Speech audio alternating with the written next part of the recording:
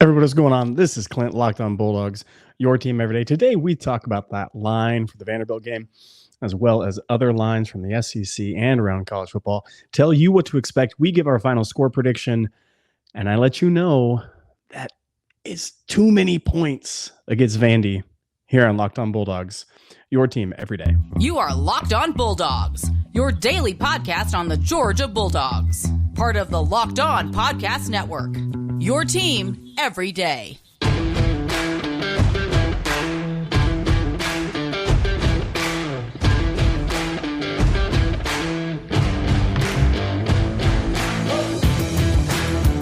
We are back. This is Clint, Locked On Bulldogs. Today we're talking about that point spread for the Vanderbilt game coming up. I give you my final score prediction, and then we touch on some other games of note, like I said.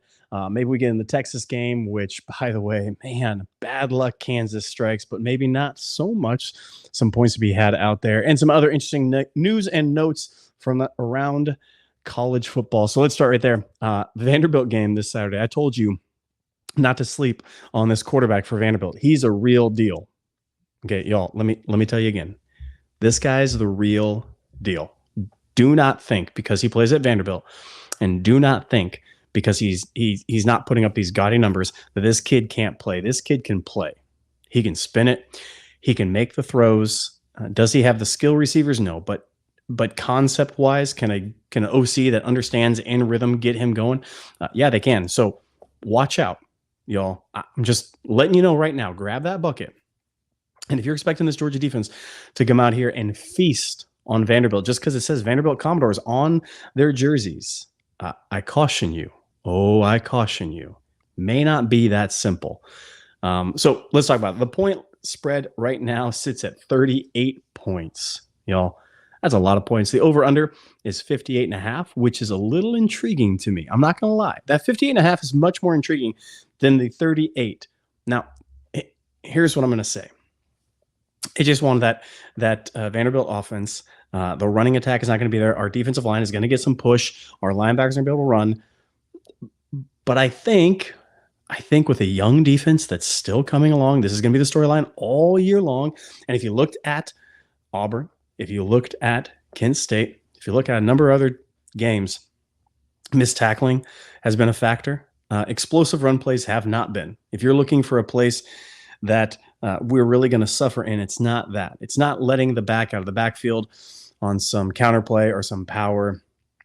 We bottle that up pretty well. We're getting our footing really gelled with that, and that's not Vanderbilt's game to begin with. So they're not going to come out here and try to outmuscle us. They are going to come out here and they're going to try to get the quarterback in positions, because if you think that Will Levis is the guy that's scary on this schedule, which, by the way, Daniel has talked me off the ledge.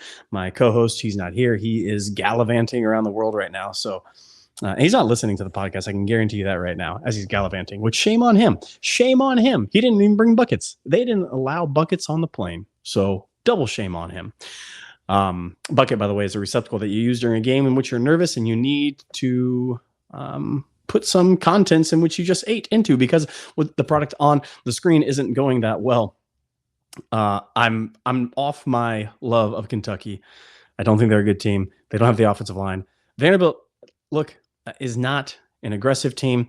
They're going to put you in a couple of positions. They're going to get in rhythm. They're going to get what they want, and they're going to be fine. They're going to be happy going 6 plays and out. That's a victory for them, because next they might go 7 plays and they might get a couple first down chunk yardage, and they're going to look for their pieces to pop here and there. And I think they're going to get 14 on us. I think this defense, I think they're going to have 2 touchdowns. I think it might be early on. It might be 14 going into half, and then we clamp down, because Kirby's second half coaching adjustments with Shoe is incredible. Do I think 14? Yes, I do. That's why that 38 number scares me, because I can see us putting up 38. I can see us putting up 42. But I think they're going to get 14 on us. And if that's the case, I don't have a lock. These are not locks given out for the spread of 38 points in Vandy. But that 50, let me make sure, that 58.5, that hook. Look, y'all, that hook. That's tantalizing. I might go the under on that. I might go the under. 38, too many points in the spread. The under looks enticing. However, if this running attack gets going, Vanderbilt defense does not exist. It's not there. It's not a thing. This running attack gets going. Maybe that 58 number is too dang low. I'm going to go ahead. Final score prediction is going to be 40-14. Georgia Bulldogs pull away. This is going to be an Auburn-esque game. But I think Auburn didn't control the ball a lot. We ran the ball a lot. I think we're going to try to run the ball again, and Vanderbilt's not going to be able to control the clock that much. I think we do see Carson Beck for most of the fourth quarter. I'm going 40-14, which makes me lean the under as well as not take the spread of 38. We're going to come back after this. But first, I want to let you know about BetOnline. BetOnline is your sportsbook experts. All these bets that Daniel and I give out every single week, you can come back and you can make sure to bet them over at the official sportsbook. That's right, the official sportsbook of Locked On Bulldogs, Locked On Podcast Network. They are fast, they're reliable, they have all the point spreads, they have over-unders. They have every line, live dynamic lines as well. They are Daniel and I's favorite place to go to for every single lock that we're doing. Bet-Online, the official sportsbook of Locked On Podcast, Locked On Atlanta, and Locked On Bulldogs. Get over there right now. Let them know we sent you. See your hard-earned cash, double, triple, get all of them points that you can. Make some parlays, sprinkle on that money line. Bet-Online, sportsbook experts. Okay. Couple other of news and notes around the league, some enticing games as we get going in this. I'm going to give you a couple of locks and then tell you where to maybe sprinkle some of your money line. We call it a little sprinkle. Just take a little, not a whole unit, maybe just one unit, not 2 units. Sprinkle that money line. Look, Baylor Bears are rolling right now. I know they got to go to West Virginia. I know they just came off a defeat. Look, give me Baylor given the 3.5. That 3.5, that hook doesn't scare me. I think Vegas is trying to tell you something. I think this line might get to 3. The public may come in on West Virginia because of that hook. I don't think so. I actually think this number is going to go to 4 by the time game time kicks off. Give me Baylor Bears minus 3.5. They're a real deal. Dave Miranda's doing some things down there. I think they got a quarterback. I think they got a defense. Again,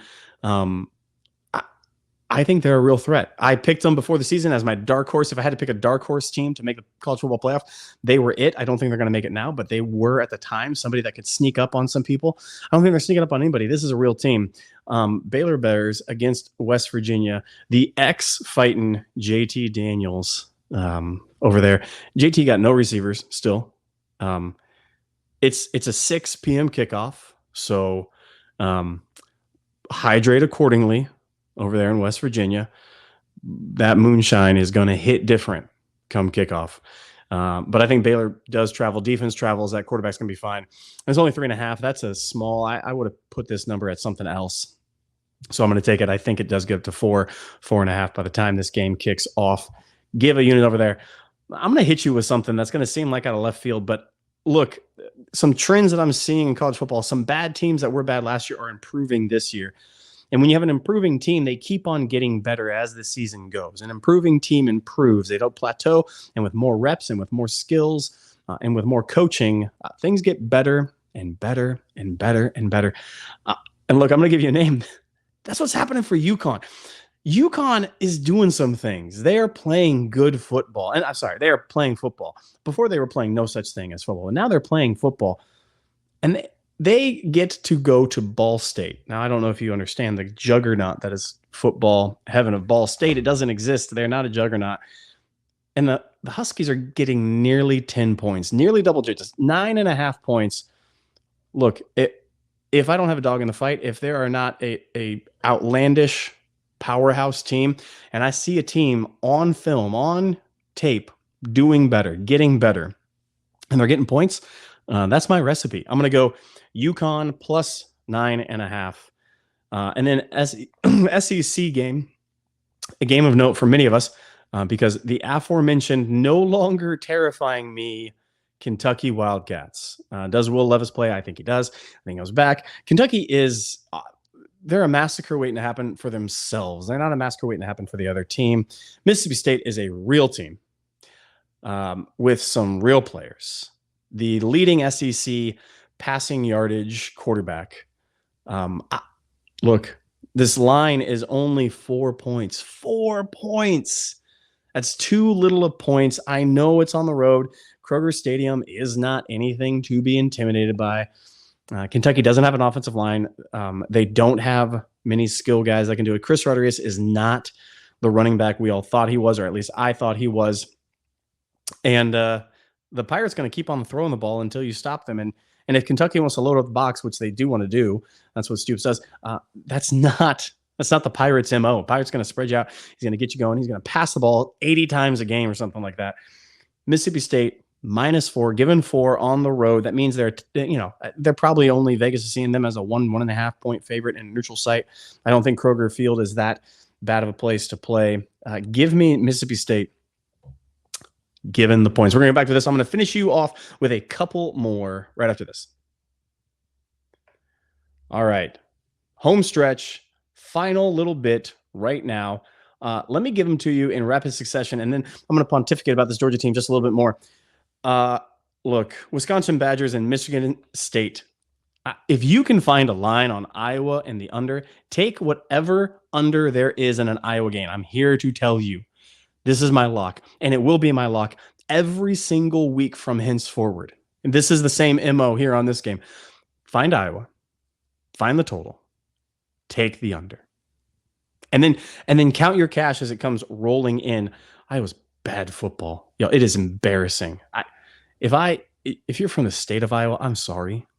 If you have connection to the state of Iowa, I apologize. It's an abomination what's happening over there. It has been for several years. And the sick thing is, they wave to the kids in the hospital. Best thing they do. Only thing that football team is good for. Take the under. That's a lock from henceforward. But I'll tell you what, Wisconsin Badgers and Michigan State, 2 very bad teams as well. There are not a lot of playmakers. A coach just got fired, which is, holy geez, if you had a Wisconsin homegrown boy who is winning games and taking to bowls, man, this college football playoff expansion has really, really cost a lot of people their livelihood, and some crazy things are happening. But the point total for this game is 49.5, nearly 50. These 2 teams are not juggernauts offensively. Wisconsin has had in the past put up some numbers, but I think this is just Big Ten, big whatever football that you want to call it out there. I don't see this game. I'm taking the under 49.5 for Sparty as well as the Badgers. Another team that's surprising me, Pac-12 betting. Look, I'm a fool. If you bet on the Pac-12 like me, and I will continue to do so, you're insane. You're crazy. But man, I can't get away from Oregon State. Oregon State, you captivate me. They are at home. They are catching, or I'm sorry, they're giving 3.5, but they're catching the Washington State Cougars coming in that don't play good football. They're at home. Oregon State pulled off a pretty kind of unexpected win. They got some gusto. They got some moxie going, and they're feeling their oats. Give me Beavers Oregon State -3.5 against Washington State. And then look, here's my last 2, and these are kind of the marquee games of the weekend. There's a lot of marquee games of this weekend, but Alabama is playing Tennessee. I don't care who the quarterback is. Alabama is going to run rickshaw over Tennessee. I don't want it to happen, but Alabama is going to run straight down the gullet of Tennessee. Tennessee can't play defense in the trenches on that side. Their offense is humming along, but I don't think it's going to be humming along to the tune of any points that Alabama's going to get into.